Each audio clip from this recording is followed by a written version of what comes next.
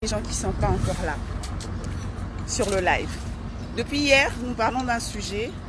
Nous ne sommes plus des enfants. Tout d'abord, laissez-moi vous rappeler que ces lives sont vraiment des lives que je fais avec les moyens du bord, chaque jour, pratiquement chaque jour, jusqu'à ce que nous arrivions à maîtriser puis terrasser ce mal qui est en train de nous stresser, le coronavirus. Mais je pense qu'on va en venir à bout. Et jusqu'à ce qu'on arrive à cette étape-là, au lieu de nous prendre la tête avec ça, on va faire ce qu'il faut faire, on va travailler. Et en même temps, on va travailler sur nous et on va avancer. On ne va pas laisser ce mal pourrir à la fois notre santé et nos vies. Mais nous, on va continuer à avancer. De sorte que quand on sera venu à bout de tout cela et lorsque la crise va finir, nous, on sortira de ce temps grandi. Comme je dis toujours, ce n'est pas un temps qui est mis entre parenthèses, c'est un temps qui défile. Le temps défile en fait. On a l'impression que tout est suspendu, l'école et on a fermé les écoles pour le moment. Certains travaillent de la maison, certains ont perdu, salut Saint-Tiche, certains ont perdu leur emploi pour le moment. Mais non, ce n'est pas un temps de pause. On n'a pas de pause en fait. Le temps continue de passer. Et nous, on continue de travailler sur nous, sur nos relations, sur nos capacités, sur les défauts que l'on voudrait bien voir améliorer, sur les points forts qu'on voudrait voir devenir encore plus forts. On s'aide les uns les autres et on parle. Voilà. Donc, les amis solo, comme je dis toujours, c'est une causerie entre amis, on parle. Voilà pourquoi vous voyez quand je vous parle, je suis en train d'aller vers, soit d'aller au bureau, soit je suis à la maison, sur mon balcon. C'est une causerie en fait, c'est vraiment avec les moyens du bord. Mais l'idée c'est qu'on se retrouve toujours, on se cheer up, qu'on se soutienne et qu'on discute, qu'on partage nos expériences, nos conseils, qu'on se pose des questions. Donc n'hésitez pas à mettre vos commentaires ou à envoyer vos questions et expériences et tout ça en message si vous nous suivez sur Insta. Voilà. Alors, oulala, compliqué hein. Alors, la gestion des émotions. Hier, on a commencé par parler de... On est toujours dans ce grand thème qui est nous ne sommes pas des enfants. Nous ne sommes plus des enfants, nous sommes des adultes. Je pense que je parle à tous ceux qui sont en train de devenir des adultes, 15, 16, 17, 18 ans, et ceux qui sont adultes déjà. Et il y en a même qui sont bien matures. Mais je me sens obligée de nous rappeler ça parce que je me suis sentie moi-même aussi interpellée. Parce qu'il y a des choses que les enfants font qu'on continue de faire. Il y a des caractéristiques propres aux enfants qu'on continue d'avoir alors que nous clamons adultes. Nous disons que nous sommes adultes physiquement. Salut Kabengele. Physiquement, nous sommes adultes. Mais sommes-nous vraiment adultes dans tous les secteurs de notre vie? Comportons-nous vraiment? Est-ce que nous nous comportons vraiment comme des adultes? C'est ça la question qu'il faut qu'on se pose. Il faut qu'on creuse, il faut qu'on parle et il faut qu'on s'améliore. Hier, on a parlé, je vais wave. Hier, on a parlé de... Nous ne sommes plus des enfants et on a parlé, est-ce que tu sais te nourrir toi-même? Et on a parlé de différents aspects, hein, de la nourriture aux autres besoins basiques que l'on peut avoir en tant qu'être humain. Et voilà, est-ce qu'on se demandait est-ce qu'on est autosuffisant? Et un adulte, il est autosuffisant. Donc si tu n'as pas vu le live, tu peux retrouver la vidéo sur Facebook et bientôt je pense qu'elle sera aussi sur YouTube. Donc vas-y, rebobine, commente, partage tes expériences et donne-nous des conseils, pose-nous des questions et voilà. Aujourd'hui, nous sommes toujours dans le grand thème, nous ne sommes plus des enfants. Mais nous parlons de quelque chose d'autre et je pense que c'est très intéressant aussi. Très intéressant aussi. Il s'agit des émotions. Je ne sais pas si vous avez remarqué, mais les enfants ont un problème avec les émotions. En fait, non. Les enfants n'ont pas de problème avec les émotions. Ils lâchent tout. Ils lâchent tout. Et ils ne s'embêtent même pas à comprendre quelles sont ces émotions qu'ils ont, ça vient d'où, pourquoi ils ont réagi comme ça. Ils lâchent tous les enfants. Je ne sais pas si vous avez vu ça ou si vous avez vécu ça. Si vous avez vécu ça, mettez ça en commentaire s'il vous plaît. Que vous soyez sur Insta ou sur Facebook, mettez ça en commentaire. Est-ce que vous avez déjà vécu une crise d'un enfant dans un supermarché ou à l'église ou dans une fête? Mais souvent, c'est bizarre, souvent ils font ça dans les supermarchés. Comme ça, ils sont sûrs qu'il y a vraiment des étrangers qui vous jugent, qui sont là. Non, mais je pense avoir suivi un psychologue qui disait que en fait ils sont très stressés au supermarché parce qu'il y a plein de choses, il y a des lumières, il y a plein d'articles, il y a plein de gens et ça, ils sont super excités et il faut vraiment avoir un mode spécial pour les gérer. Mais là on ne parle pas des enfants, hein, on parle de nous. Je voulais juste partir de leur exemple. Ils ne comprennent pas qu'ils ont faim, ils ne comprennent pas qu'ils sont fâchés parce que ils, quand ils crient, ils pètent. Moi j'ai déjà vu ça, genre ils crient, ils se fâchent, ils pleurent et puis tout de suite après maman, ça c'est quoi? Like, really? Vraiment. Vraiment. Tout simplement parce que vraiment, ils ne maîtrisent pas. Et intellectuellement, ils ne sont pas encore à ce niveau-là où ils réfléchissent, où ils se disent, ok, à long terme, si je fais ça, maman sera fâchée ou ils ne sont pas là-bas. Du coup, il y a parmi nous, il faut qu'on se le dise, il faut qu'on se dise la vérité. On est entre amis, voilà. On va pas se mentir. Il faut qu'on se dise qu'il y a des gens qui ont le même comportement. Qui, tu sais pas pourquoi, paf, il pète un câble, il crie sur tout le monde, et le lendemain, pouf, il vient, il sourit. Like, non. Qu'est-ce qui s'est passé? Qu'est-ce qu'on a raté? Voilà. Parmi nous, et ça dépend des situations. Hein. Il y a des personnes qui se maîtrisent très bien, par exemple, au bureau, je sais pas moi, et qui se maîtrisent pas du tout, par exemple, à la maison.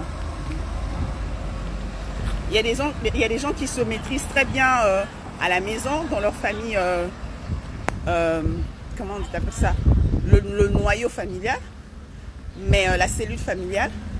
Mais quand c'est dans la famille élargie, par exemple, ils se maîtrisent pas. Il y a des gens qui se maîtrisent bien avec tous ceux qu'ils connaissent, mais dès que c'est un étranger, ils se maîtrisent pas du tout. Donc on a chacun, je pense, à un moment donné, à travailler sur cette histoire sur nos émotions et surtout sur la gestion des émotions. Les émotions en soi ne sont pas mauvaises. Elles ont été créées pour une raison, elles sont en nous pour une raison et elles sont suscitées par diverses raisons. Et parfois ce ne sont même pas des raisons immédiates, ce sont des raisons qui remontent à notre enfance. Et très souvent, bon pas très souvent, mais souvent, on n'est même pas conscient en fait de ce qui nous a poussé à réagir de telle ou telle manière. Parce que la raison vient de loin. Le cerveau, lui, il a fait des associations et tout. Et nous, des fois, on ne s'en rend même pas compte. Mais ça, c'est pas un problème. Le grand problème, en premier, c'est qu'il faut gérer ses émotions. Un adulte gère ses émotions. C'est comme ça. Maintenant, il faut en prendre conscience. Et c'est pour ça qu'on parle. Moi, j'aimerais que vous me disiez en commentaire si vous pouvez partager soit votre expérience, soit l'expérience de quelqu'un d'autre. Je comprends que c'est assez intime, mais peut-être que vous avez déjà dépassé ça. Une fois où vous aviez vraiment eu du mal à gérer vos émotions, ou alors une fois où vous avez vu vraiment quelqu'un qui n'a pas pu gérer ses émotions et quelles ont été les répercussions. Et si vous avez dépassé ce problème, s'il vous plaît, dites-nous comment vous avez dépassé ce problème. Moi, j'ai peut-être partagé mon expérience. Bon, mon expérience, en tout cas, pas trop partagée quand même. Mais par exemple, j'avais un problème. Enfin, un problème, moi j'estime que c'est un problème. J'avais un problème, je ne supportais pas qu'on me dise non. C'est vraiment, jusqu'aujourd'hui, je ne sais pas d'où ça vient. Mais au moins, j'ai su que j'avais ce problème-là. Et j'ai commencé à gérer un peu plus, un peu mieux, petit à petit, un jour après l'autre.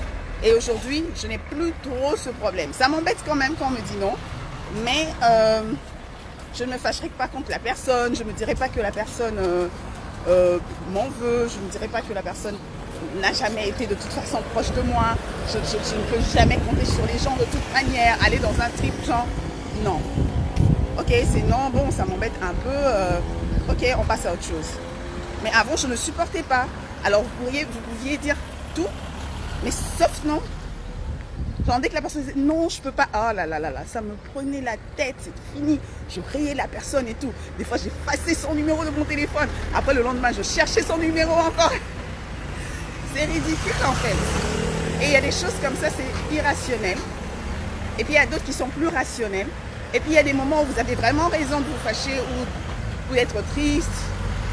Mais il faut juste savoir gérer ses émotions. Maintenant, ce que je voudrais qu'on fasse, c'est que demain, on puisse parler de la gestion des émotions. Comment gérer ses émotions? Parce qu'aujourd'hui, on a plus dépeint le problème. Et comme vous n'étiez pas nombreux, je sais que je fais des lives un peu tôt.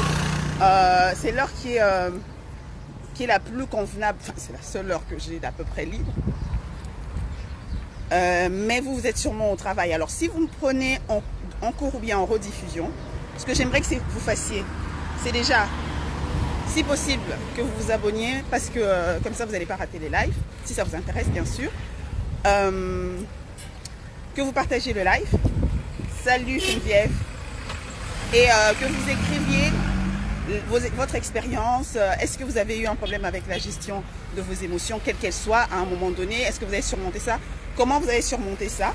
Aussi, que vous me disiez si vous avez vu quelqu'un d'autre qui a eu un problème avec la gestion de ses émotions, surtout, quelles ont été les répercussions? Parce que demain, on va parler des répercussions d'abord. Salut! Les répercussions d'abord. Et ensuite, on va donner des petites astuces. Moi, je vais donner des astuces selon moi. Comment j'ai fait pour gérer les émotions. Parce que je suis très émotive. Parfois, je pleure pour rien. Dès qu'il y a une situation triste, je pleure. Même quand je suis devant des gens, genre au bureau, whatever, les larmes coulent juste. Et bon, ça, j'ai pas encore totalement résolu. Mais il y a certains, par exemple, la colère ou l'impatience. Il y a des choses, j'ai un peu su tempérer. Et je vais vous dire comment. Et après, je vais vous donner aussi quelques astuces que les psychologues donnent. Mais dans tout ça, ce que je voudrais juste dire, c'est n'oubliez pas que vous pouvez consulter. Et il n'y a pas de social distancing. Vous pouvez appeler, vous pouvez consulter et tout. Parce que dans tout ça, on parle d'émotions. Il y a des gens qui sont hypersensibles et il y a des gens qui sont déprimés. Et comme je disais, il y a des raisons aussi qui nous font réagir irrationnellement. Ça remonte de très loin et on ne s'en souvient pas. Et ça, il faut un professionnel pour ça. Parce que vous ne pouvez pas remonter ça dans votre mémoire ou votre conscience par vous-même. Vous pouvez le faire, mais ça va être très difficile. Donc, il vous faut quelqu'un. Et voilà. Donc, si vous avez vraiment un problème très sérieux, il faut consulter. Mais demain, parlons-nous. S'il vous plaît, je veux les commentaires. Je veux les messages DM. Je veux que vous me partagiez vos expériences. Et vous me dites si vous voulez bien qu'on poste ou qu'on poste pas. Mais on va en parler demain. Donc, demain, c'est story time. On va parler des stories. On va lire les stories et tout. Et je vais commencer à l'heure, genre à 9h30 pour qu'on ait le temps. Et le reste du temps, on parle de comment moi j'ai pu gérer mes émotions et comment les psychologues conseillent de procéder pour avoir plus de maîtrise sur l'expression et sur la gestion de ces émotions. Les émotions sont bonnes, il faut juste les reconnaître, il faut juste les canaliser, bien les exprimer. Voilà, merci à tous ceux qui étaient là. N'oubliez pas que les vidéos passent ici sur la chaîne YouTube Un Cœur qui donne TV. Cœur qui donne TV. Donc vous y allez, vous allez voir certains numéros. Et je pense que je poste aussi certains numéros sur ma chaîne YouTube. Mais il n'y en a pas vraiment, c'est plus dans Cœur qui donne. C'est pas ma chaîne, c'est quelqu'un qui a demandé à passer les émissions. Et sur Facebook, sur mon compte Facebook. Et ici aussi. And the English version is coming. I'm a little bit late. The English version of the video of yesterday, I will put it up today. And tomorrow probably you will have the English version of this one. I think I will put all the time, like one day after the day I'm filming, because I don't have a lot of time. Thank you very much. Merci beaucoup. Portez-vous bien. Protégez-vous et protégez les autres. Et si vous êtes malade, j'espère que vous allez vous sentir mieux très bientôt. N'oubliez pas de vous laver les mains. Au revoir.